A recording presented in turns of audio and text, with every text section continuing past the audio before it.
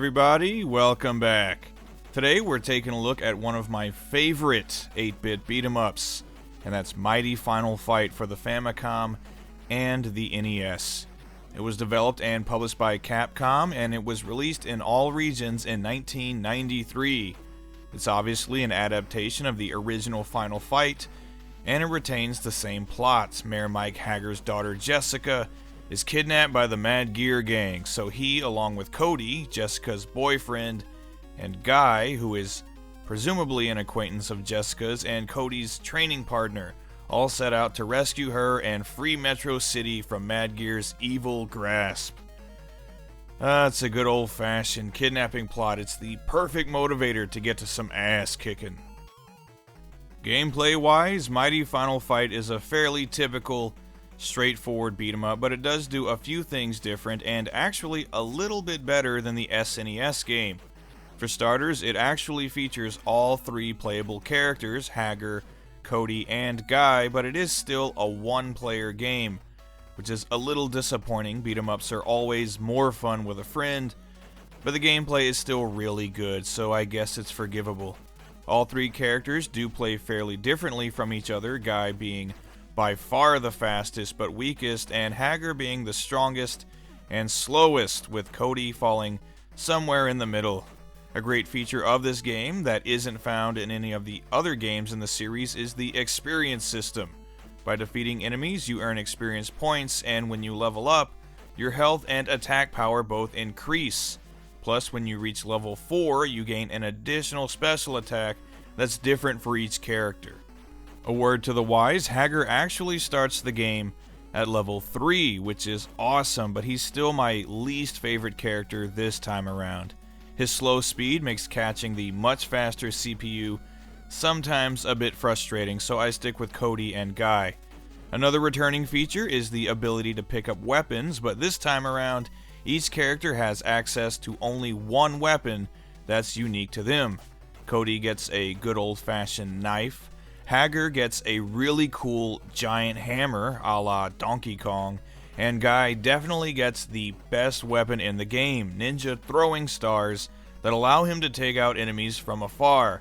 If I have one complaint with Mighty Final Fight, it's with the boss battles. For the most part, this is actually a pretty easy game, but the bosses can be downright unfair, usually killing you in just 4 or 5 hits and eating up all of your lives. Luckily though, there are some bonus stages that give you a chance to pick up some extra XP and continues. Overall, this is a really fun game with some great responsive controls and a bit of replay value as well. Like I said, it's one of my favorite 8-bit beat-em-ups that's right up there with classics like TMNT and Double Dragon. It's really good.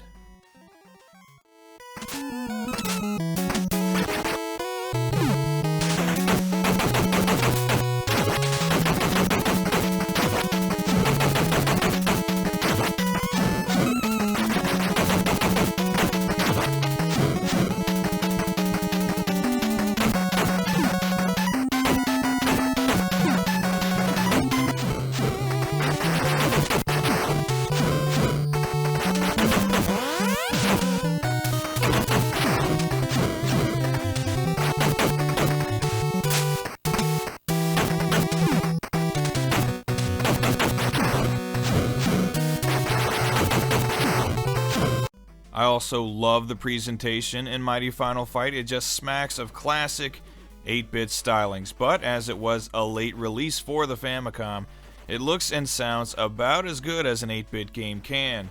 For starters, I really like the chibi, super deformed character designs. This is really the best way to translate the 16-bit Final Fight characters into 8-bit, and it works perfectly. They look very nice, and their exaggerated expressions add a little in the way of comedy to the game. Plus, the stages look great too. They're detailed, colorful, and pretty diverse. Again, about as good as you could possibly get out of the Famicom. And on top of that, this game also has an outstanding soundtrack. Each stage features a tune that feels like it could have been ripped straight from a Mega Man game. They're all really upbeat and catchy. It would have been nice to hear some 8-bit adaptations of songs from the original Final Fight, but what is here is definitely pleasing to the ear. On the whole, Mighty Final Fight sports some great graphics and sound design to complement its ultra fun gameplay. This is 8-bit Capcom at their best. So I can easily recommend this game to fans of Final Fight, especially if you've played and loved other 8-bit beat-em-ups. Again, I put this one right up there with TMNT and Double Dragon. The one big drawback, it's a fairly pricey game, though I will say that the Famicom version is considerably cheaper than the NES. Of course, you could always just download it for the Virtual Console, which is the cheapest option by far.